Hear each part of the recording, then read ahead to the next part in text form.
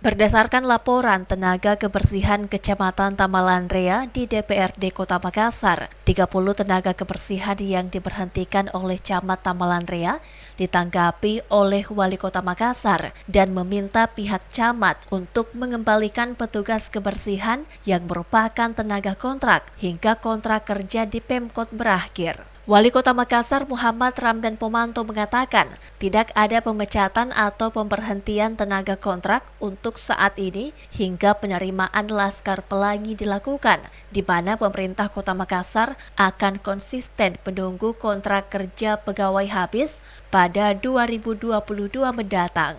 Kemudian melakukan seleksi pegawai kontrak baru secara menyeluruh. Kita juga masih sementara pembenahan untuk membenahi sampai di masyarakat, ya, karena kami di Birangkanaya luas wilayah dan besar dibandingkan di kecamatan lain.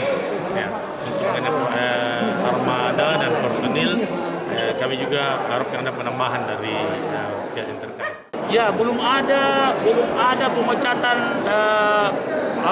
kontrak. Kebijakan saya belum ada pemecatan kontrak.